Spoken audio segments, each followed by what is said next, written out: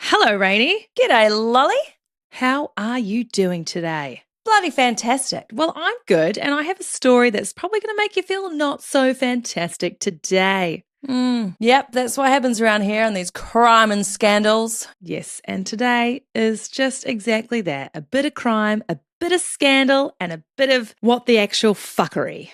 All right, well, I reckon we just jump straight in. As always, hey friends, hope you're having a wonderful day or wonderful evening wherever you are. Thanks for joining us. Let's get into the episode. And you can't handle the climate. You can't handle the climate. You can't handle the climate. You can't handle the crime and scandal. 15th of April, 2015. It's Easter Sunday, baby. It is. May the Lord rise once again. So they said. Is that what that is what Easter is, eh? It's when he came back to life, right? I mean, why do they call it Good Friday? Because he died, and then should it be Good Sunday? I don't know anything about it. Didn't listen at school. There's still time, loves. There's still time to pick up the book. Okay. Not for me. Anywho, it is Easter Sunday and there is positivity in the air. We're in a lovely little town called Amesbury in Wiltshire in England, the UK. The UK. The UK. Now, this is a quaint little town, population around 13,000 people. Believe it or not, Rainey, Amesbury sits just a few minutes away from that classic, iconic landmark, Stonehenge. Sorry, what? Stonehenge. You know, the big blocks of stone that stand erected. Oh, I didn't know what it was called. Yeah, I know those ones. Stop yourself. I didn't. Maybe I should go back to school. I think you should pick up the book. And it's a very beautiful rural town surrounded by nature, greenery, hills, and there is a beautiful river that is known as the Avon River that flows through the town, just like where we're from in Christchurch, the beautiful Avon River. I can't believe it flows all the way to New Zealand. No, joking. She does need to go back to school. I'm joking. I know it doesn't. On this beautiful Easter Sunday, the weather's actually not that great. It's a little dreary. It's a little cold because, let's be honest, we're in bloody England, friends.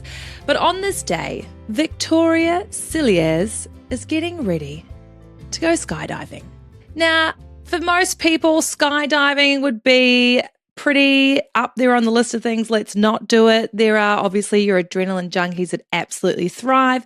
And I will say Victoria is one badass bitch and she ain't scared of nothing because Victoria is an accelerated free fall dive instructor.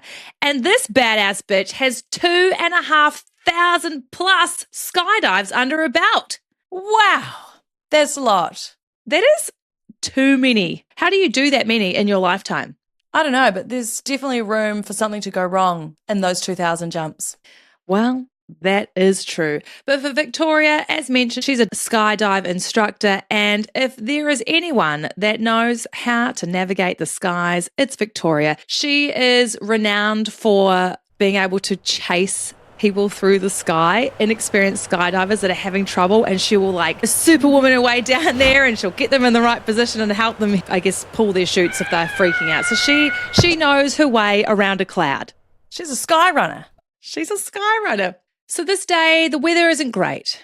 Victoria and 11 other jumpers have been waiting for hours to take to the skies.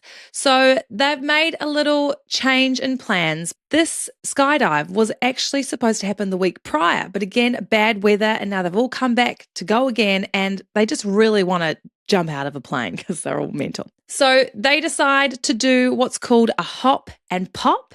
So usually when you go skydiving, you jump from about 13,000 feet, but a hop and pop is where you jump much lower. You literally just jump out the plane and you pop your parachute and you're good to go. Really? Jump and pop? Wow. Around 4 p.m., Victoria and the crew, they get into their little plane and they take off to the beautiful skies. Now, over 2,500 jumps. What could possibly go wrong? A lot. Victoria is waiting. To be fair, she's kind of not really even that excited to jump. She's recently had a baby. She's a mother of 2. She's probably a little tired, but she's doing it. So she jumps out of the plane and she is free falling for just a moment. We've lost a lot of altitude, so you don't get that beautiful free fall sensation. She goes to pull the main parachute and realizes something is terribly wrong. Damn it. The cables are all tangled and the chute won't inflate or erect or blow up. What are we saying here? An erect chute. Wow. But never fear, because this is something that can happen and you have a reserve chute. That's right. Victoria, she's had to use her reserve chute, and you are just trained to deal with these situations as they arise. So Victoria cuts away the main parachute. Then she goes to pull on the reserve chute, and she knows now we've got a big, big problem. Damn. Because the parachute doesn't inflate, doesn't erect, and it doesn't blow up. Victoria is in serious trouble. She is speeding towards the ground at 60 miles an hour. How many Ks is that? That's like 100 kilometers, isn't it? That's 96.5 kilometers an hour. She is Kilometers? What? kilometers, sorry. Where are you from? I'm tired. She is speeding towards the ground. She's in a violent spin, and there is nothing that she can do. And within 14 seconds of jumping out of that aeroplane, Victoria would smash into the ground. Oh, ugh, ouch. I mean, you wouldn't feel anything. You wouldn't, would you? You're gone. Splat. So let's learn a little bit more about Victoria Cilliers and how we got to this terrible situation. Victoria was born in Edinburgh in 1975. That's Scotland, baby. Victoria has a younger brother, loving parents, and just a seemingly normal upbringing. Nothing to see here. But when Victoria was just 14 years old, she would get the devastating news that her mum was diagnosed with cancer. That's not a good time. And at 16 years old, Victoria would be devastated because her mum would pass away and she would have to navigate these very important teenage years without her mum. Just so sad. Through this tragedy, Victoria decided to raise money for bowel cancer. I'm guessing that's what her mum must have had. And through this charity of raising the money, they actually were going to do a skydive. So at just 16 years old, this is when Victoria would take to the skies and jump out of a plane for the first time. Wow. Victoria got the instant sensation of release, and in the moment of free fall, it was like all of her problems just disappeared.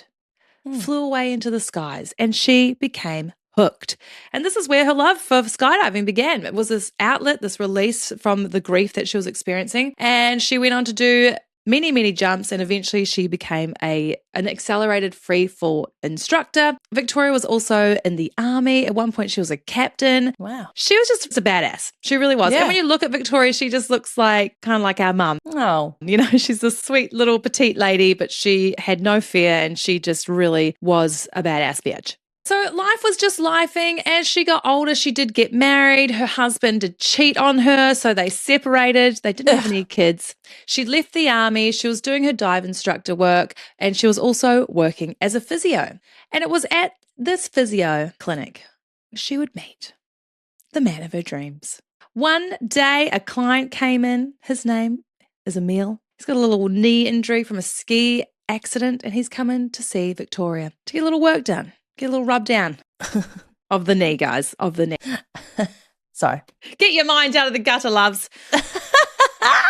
These two really did have a bit of connection. Emile, he's from South Africa, and he's got a lot in common with Victoria. He's been in the army. He loves skydiving. In fact, he's even been working at one of the local airfields in the skydiving space. What are the chances? So these guys, it's getting a little serious. So Victoria has to pass Emile over to a different physio because you just can't break that client physio barrier. You can't do any rub downs on each other. No, you can't. Behind the working door, you know? No. If you're really into the person and they're into you and you're in a small space and there's oils involved. There's like knees being rubbed. That could very easily move up to the inner thigh and a little tickle of the testicles, you know? We're not saying that's what happened. However, it could. Okay? Definitely As we know, everything is connected. So you need, if you want to work on the knee, you've got to work up and around the region. Okay? That's right. With your pants off. But only if it's consensual. So these guys, they're getting it on. Victoria is falling hard, and Emile is a real charming guy. Meal. He's a real Emile. Emile is doing all the right things. He is showering her with gifts. He is taking her out. He is giving her compliments. He is saying all the right things. And Victoria is falling hard. So at this stage, it's 2009. And Emile, he is from South Africa. He's been living in the UK for quite some time. He's been married. He's got 2 children. And as mentioned, he's been in the army. He's a tall guy. Some would say maybe good looking. He's not bad.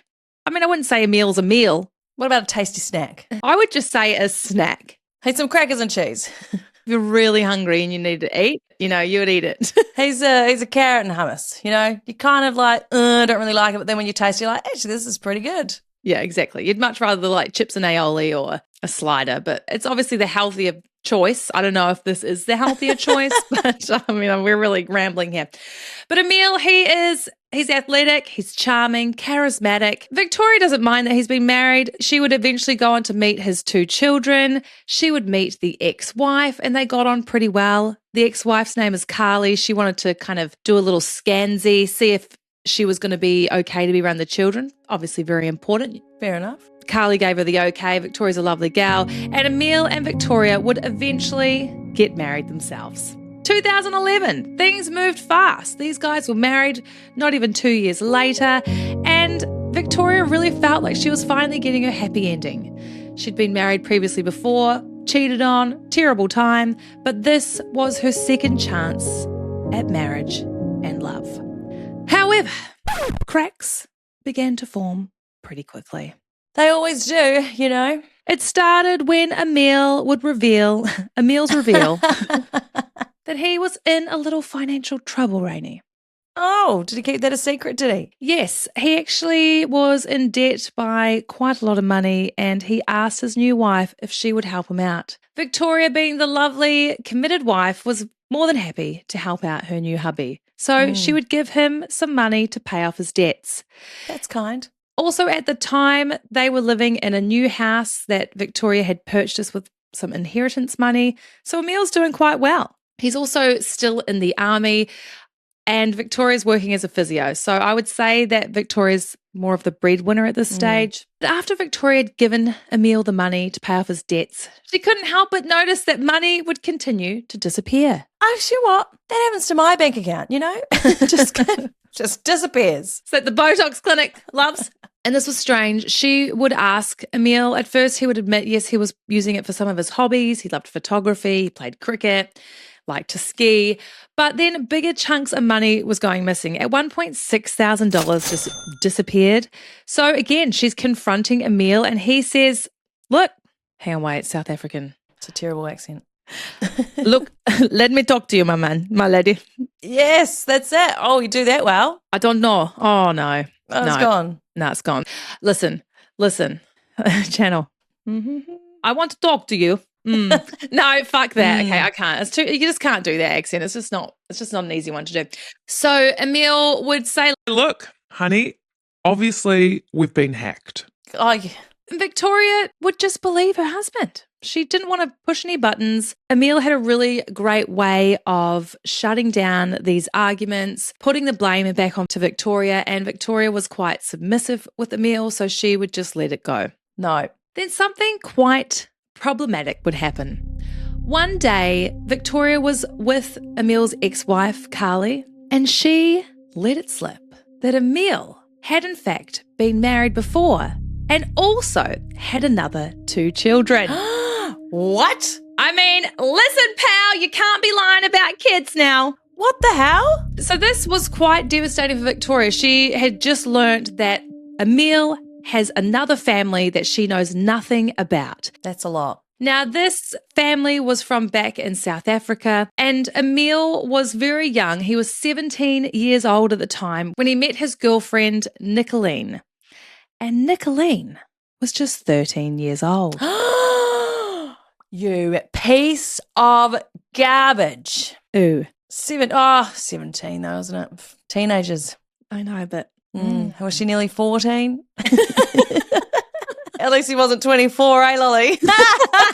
No, fucking hell. Look, it's not right. I will admit it. It's not okay. Anyway, Emile and Nicolene were young and in love. When Nicolene was 16, so Emile would have been 20, she got pregnant with their first child. They would go on to have another child, and eventually Emile decided he wanted to go to the UK to further his career, but he just wouldn't return, loves. Just one of those, just got to go get a fresh start somewhere else. That's right. And this guy was such a coward. He made his mother contact Nicolene and say, Emile's not coming back. Oh my God. This guy ain't no meal. He's a fucking piece of trash. He is. He's like the food at the waste disposal after a meal. Ew. Ooh. Good one. So Victoria is very upset. She's just had a bomb drop on her and she confronts Emile. Emile admits, Yes, look, this is true, my man. And I am sorry. I was just really worried that you would not want to be with me. Obviously. so he was scared that she would do a runner because he's got all these families popping up everywhere. Oh, yeah, right. Okay. But fair enough. Oh, so fair. These two would just move forward, get on with their married life. And in 2012, Victoria would go on to have a baby girl. Now Emile is a father of 5 and life is just lifing. Lovely. Things were pretty good when their baby girl arrived, but cracks again began to form. Emile became distant. He just wasn't really coming home that often. He would stay at the army barracks quite a lot. He would say he'd need to get a really good night rest because he has to be up early, and he would be leaving Victoria at home to deal with their baby on her own. That's nice, bro. Go and have a good sleep, you dickhead. I reckon. But years would go by, and in 2015, these two would get pregnant again and have a baby boy on the way. And although Emile's behaviour over the last couple of years weren't great, Victoria really did choose to turn a blind eye. She wanted to be a family and really try and nurture their marriage moving forward. This pregnancy was an opportunity to apply Band-Aids. We've heard the term Band-Aid baby. Baby. That was just in my mind. Band-Aid baby. Look, it's not great, but the excitement of new life, a new child, did actually boost a bit of energy into their marriage. Lovely. However, coming towards the end of pregnancy, Emile was starting to check out again. Something about those kids just makes him want to run away. I reckon. He was staying at the army barracks a lot. He was going out of town for work a lot. And what Victoria didn't know is that she had married a serial goddamn cheater, loves, because Emile was fucking anything that could walk. Ooh, Emile. We're going to drop some bombs right now, guys, because let me tell you, there are cheaters. And then there is Emile Cilliers. This guy is on another level. Over the last few years, when Emile was becoming quite distant, he wasn't coming home, he was going away out of town, it's because he was sleeping with lots of other women. Ooh. And these were women from all walks of life. Emile was a big fan of sex workers. He was a part of swingers communities. I don't know how, because he wasn't taking his wife along. Probably shot with a prostitute. He was sleeping with his ex-wife, Carly. So even though Carly was friends with Victoria, he would take the family car and go and meet up with the ex-wife, and these two would have a sexy time in the back seat of the family car, and then he would be heading home. All of this was going on while Victoria was pregnant with their second child. But to make things so much worse, Emile had a girlfriend, a real girlfriend that he'd been seeing for 6 whole months. And this woman's name is Stephanie Golla, and she believed that Emile was separated and Victoria was pregnant with another man's baby. Dude, that's just so dumb. You're going to get caught. Victoria would eventually go on to have her baby, a little baby boy named Ben. For a few weeks after the birth, Emile was around. He was excited. He just became a father of 6. Nice. He was a little more present, which made Victoria feel good. You know, the family was back together again. However, on the side, he was still texting sex workers. He was meeting up with his ex-wife for sex in the car, and he was pursuing his full-time relationship with Steph. Like what for? He was showering Steph with gifts. He was taking her on holidays. He was, again, staying at the barracks, but he was staying with Steph, and she was my none the God. wiser to his wife. Now, I want to backtrack just a little because this behavior is not unusual for Emile. Let's go all the way back to when he was a teenager with sweet little Nicolene. So these two met young. Obviously, they've had 2 children. And then he said he's got to go to the UK to pursue a better life. That's right. Poor Nicolene gets the devastating news that Emile will not return and she's on her own. Eventually, Nicolene decides to move to the UK. Ooh. She brings the kids, and it's here that she would reconnect with Emile. And Emile and Nicolene would start a relationship once more. Things are going well. The A-team's back together. But one night, Emile, he just popped off to, I don't know, let's say he's going to the toilet. And he's left his phone next to Nicolene. Perfect. And the phone would ring. Nicolene answers the phone. Hello, my man. That's all I can say. South African accent. And it's Carly. It's Carly on the other phone. Oh, Christ. Carly, who we know is now in the current day Emile's ex-wife, but at the time was Emile's current wife. So Emile was actually married to Carly while he fell back into a relationship with Nicolene. Nicolene and Carly discovered this in this moment on the phone. Oh, my God. They decided to confront Emile together. Nice. And basically he just said, Well, whichever one of you wants to keep me, let's just do that. so Carly decides to stay with Emile and Nicolene would come to her senses and move on. Oh, Carly, you silly little nugget. But before we get any further, this brings me to story time! Oh, story time. Girl, have I got a story. I didn't even know this was going to happen, but this is wonderful. Oh, my God. Friends, it's not nice when you get cheated on, but sometimes there's a really good, funny silver lining to it all. So, back when I was about 20 years old, I was dating a rugby league player. Yes, you were. I can't tell you his name, but if you want to know, slide into my DMs. Last name rhymes with crown.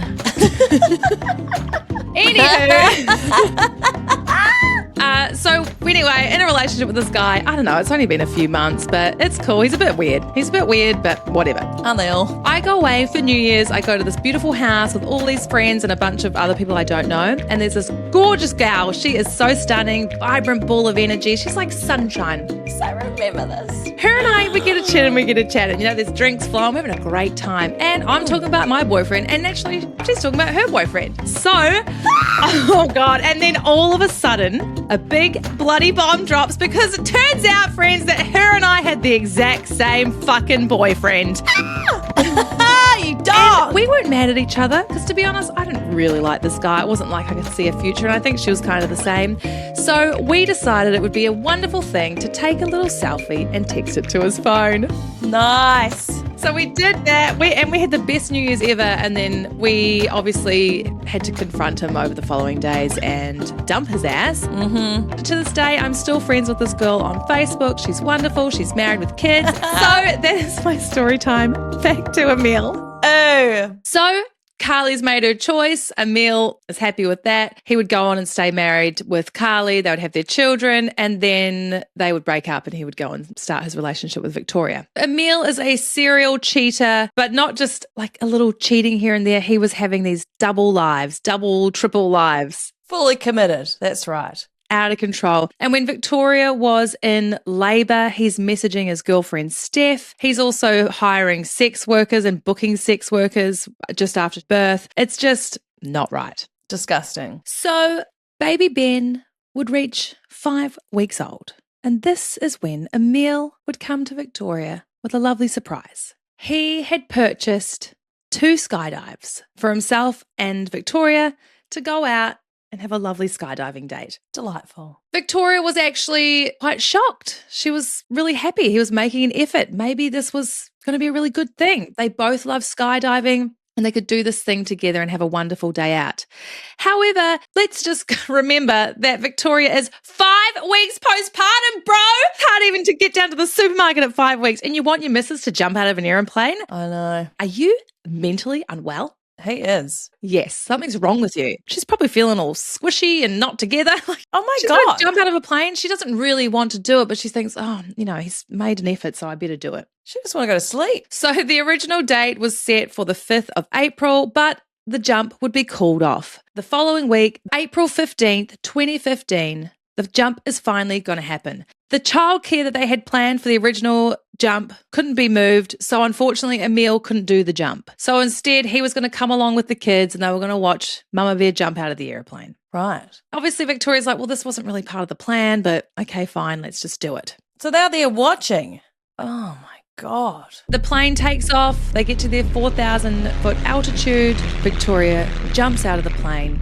Both of her chutes fail and she plummets to the ground at 100 kilometres an hour. And the kids are watching. I mean, well, the 5-week-old isn't, but how old's the other one? 3. Ugh. Obviously, everybody that is on the ground runs over to where Victoria's motionless body is lying. To their amazement, Rainey, Victoria is alive. Holy shit. Ugh, but barely.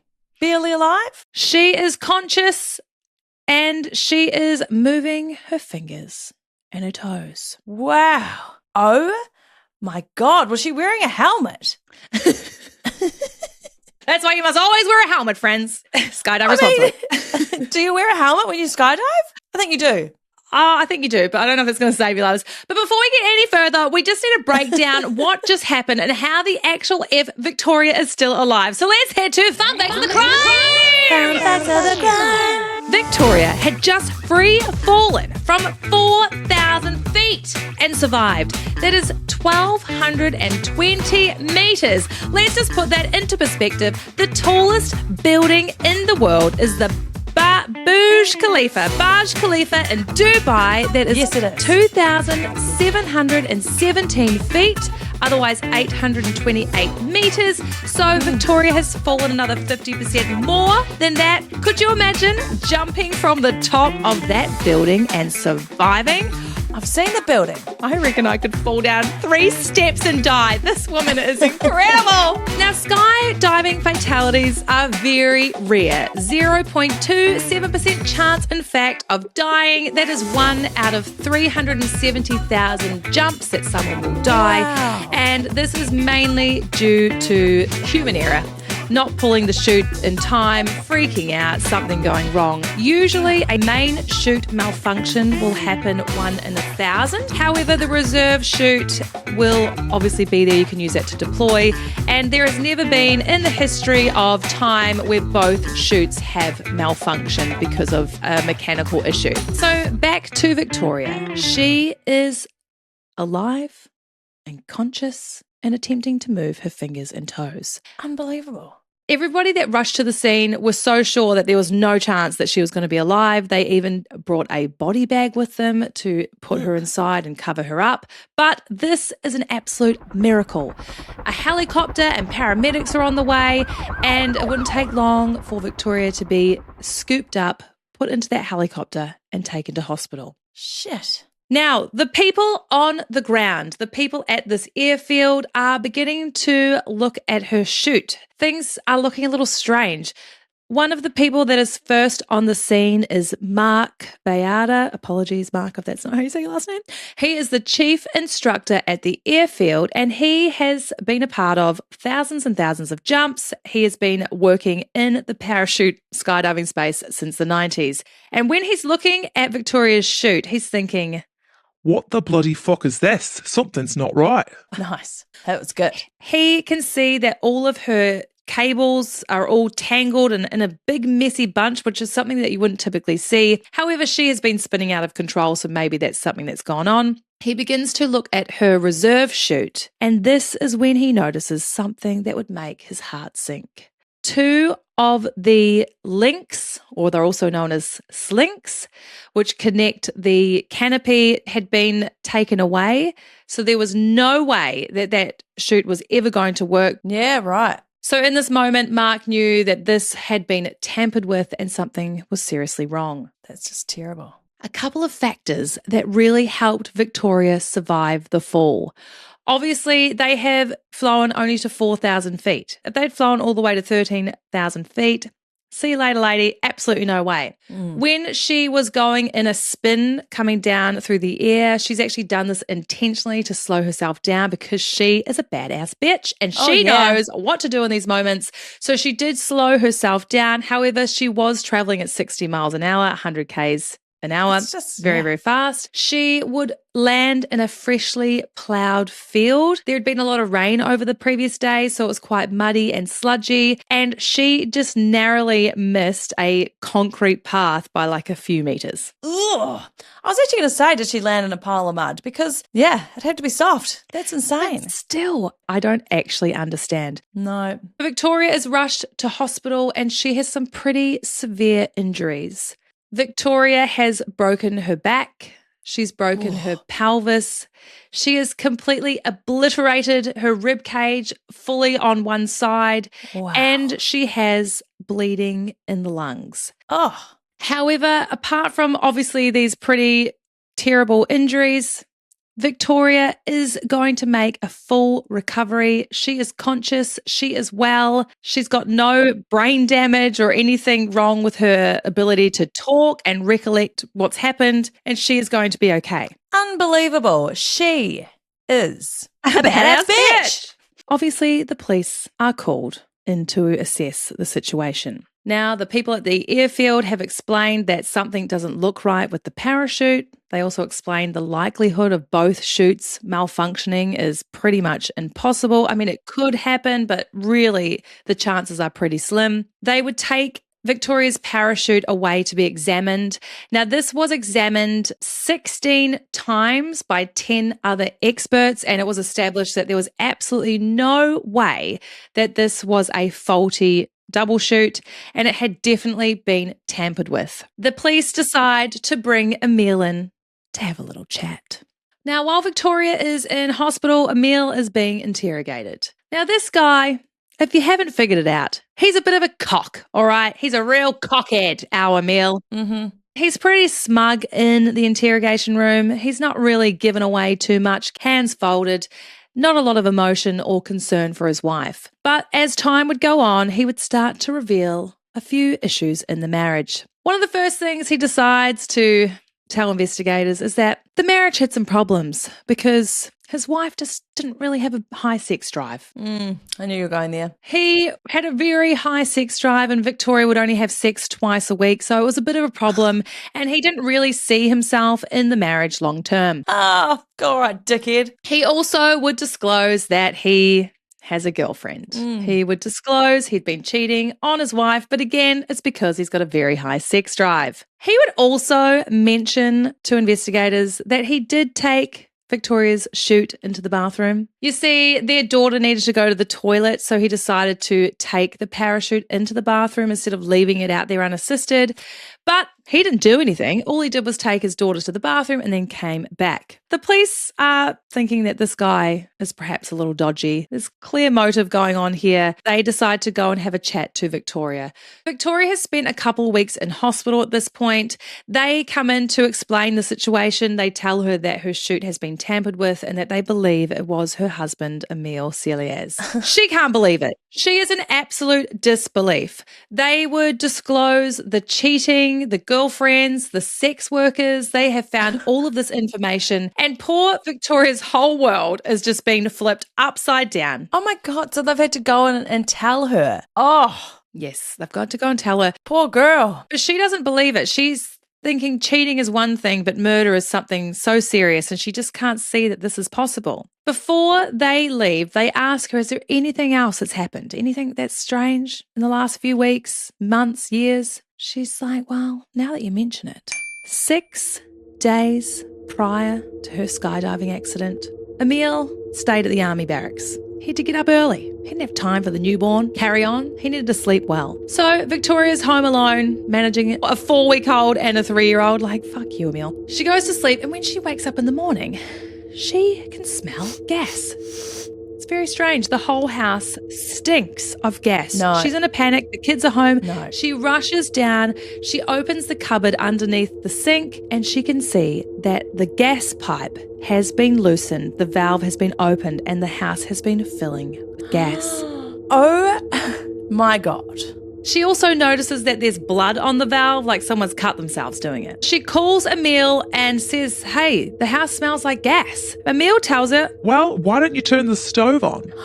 Why would you do that? well, exactly. She's like, why would I turn the stove on? She manages to turn the gas off. She even asks Emile, are you trying to kill us? As a joke. And he obviously gets defensive and brushes it off. They would carry on with their day.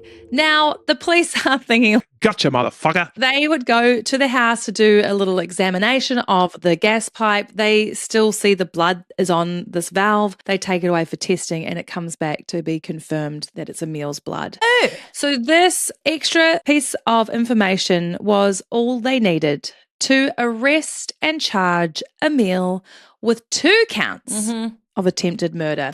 The skydiving accident and now the gas leak. He snuck in to kill all the kids and the wife. So I guess we can assume that he's opened the gas valve and then he's left. He's trying to kill not only his wife, but his 2 children, his brand new baby and his 3-year-old. This guy's the worst of the worst. Piece of shit. So this is at the end of April in 2015, so about 2 weeks after the accident, Garbage Man is arrested. And fast forward to 2017, the trial would begin. Everything was going pretty well. Evidence was strong. The investigators had motive. He was obviously in another relationship. He was a sex addict. They also discovered that Emile had a life insurance policy taken out on his lovely wife. Of course. And he was the main beneficiary.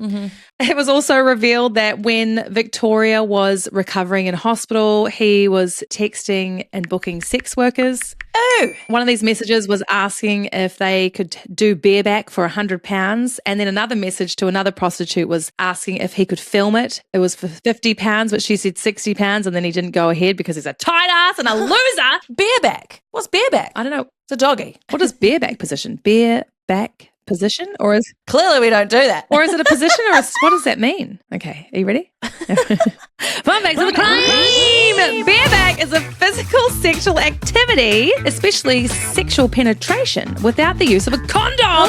The topic primarily concerns anal sex between men without the use of a condom and may be distinguished from unprotected sex because bareback sex is the deliberate act of foregoing condom use. Oh my God! Ooh, Emile! With these prostitutes. Why are you doing that? Ew. Brother, ugh. Anyway, they are airing all of his dirty laundry. However, the prosecution would hit a brick wall because Victoria had changed her story. Originally, she was upset and she had said that Emile had gone to the toilet for 10 minutes with her parachute. But when it came time for the trial, she changed that to 2 to 3 minutes. So this did determine a little bit of murky waters if he had enough time to actually mess with her chute. She also would say that she didn't really think that he did it. She was creating a lot of doubt, saying that maybe she cut away a perfectly good chute. Maybe there was nothing wrong with the main chute. She wasn't really sure. And she was sticking by her husband's side, Rainey. No. Poor Victoria. Wow. The jury would eventually go and deliberate, and they would be deliberating for 8 days. Wow. 2 jury members would have to be let go because of stress-induced issues from the court case. Essentially, this would become a mistrial. They couldn't reach a verdict. Really? Really. So in 2018, a new trial would begin. I'm sure smug, charming Emile is thinking that he's going to get away with it because he's a dog. This trial would take a slightly different angle, and this is where the prosecution would really lean on the relationship with Steph, all of his previous cheating and double lives, and his debt. He was in a lot of debt, and this promise of the life insurance was going to be a fresh start for him and his new girlfriend. And Rainey, the jury, would go and deliberate. And this motherfucker would be found guilty of 2 counts of attempted murder, and he would be sentenced to life in prison without the possibility of parole for 18 years. Good. Wow. Now, as this all was going on, Victoria was very conflicted. I mean, poor Victoria. She just wanted to believe that the man she married was a good man. She still was unsure. So Victoria would go and visit Emile every single week. Ooh. She would stay in touch with him and really just wanted to believe that he couldn't do this to her. Emile was really trying to nurture his relationship with his wife because nobody else came to visit him. No one else was at his trial. He essentially was left with nothing. Good. But eventually, Victoria would come to her senses, Rainey, and she saw the light. This man had so much control over her, and she eventually would cut ties with this piece of poo. Good. And she wouldn't ever go and see him again. Good. She decided to write a book. This book is called I Survived.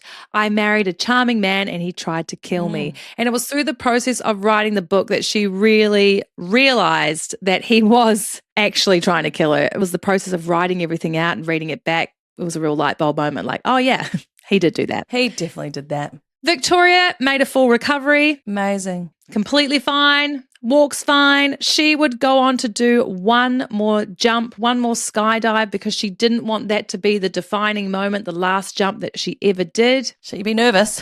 Well, she decided to do a tandem jump with a good friend so she didn't have to be responsible, and she was so scared, but she said when she jumped out the plane and experienced that free fall, it was just the best feeling ever, and that was the last jump that she ever did. Victoria did go on to find another man, get married, and from all accounts, he seems like a lovely lad. Wow. So, Rainey, that is my skydive scandal, the awful garbage man, Emile, and our lovely Victoria, badass babe. Can you handle this crime and scandal? You know what, Lolly? I can. Really? Because she survived and he's in True prison all alone. He's probably got heaps of pen pals, but like, you know what? True. Yeah, I can handle it. She's survived. True. Yep. I don't know how on earth, but wow. Isn't it insane? Like, just sit with that and think about that for a moment. Anyway, Lolly, can you handle this crime and scandal? I'm with you on this one, loves. I can handle it. Not his behavior, but the fact that she survived and a pillar of strength. She is a lioness. Yes. We love you, Victoria. You're amazing. Very inspirational story of survival, but also a story of warning. She really just had her really tied up around his little pinky, wrapped around his thumb. What's it called? Wrapped around his finger. That's it. She got it. Oh, Lord. All right, friends. Well, look, that is the survival story of Victoria, the garbage man, Emile. And I don't know, friends, if you want to go on an airplane and jump out, I mean, you're all mental, but you got to be prepared that you could hit the ground. That's right. Okay? You definitely could. Because flat. Ugh. Yeah, so maybe don't do that. And if you want to, we wish you all the best. All right, friends. Well, thanks again for tuning in. We love ya. We'll be back next week with another juicy episode. In the meantime, come and hang out with us on Instagram at Can't Handle the Crime and Scandal. We've got some stupid, silly reels going up. I don't know. What are we into? Do you want to add anything to that, Blondie? Just if you meet a man that looks like he tastes like hummus and carrots, tell him to fuck off. All right? That's some good advice. It's not a tasty meal. It's not a tasty snack. No, it's not right. Nah. Good advice, love. All right, team. We'll see you next week. Love you, bye. Rainy and Lolly got a tale to tell, so sit down and listen up or go to hell. Crime, scandal, and comedy, unfiltered, unqualified, unapologetically. And you can't handle the crime, you can't handle the crime, you can't handle the crime, you can't handle the crime and scandal.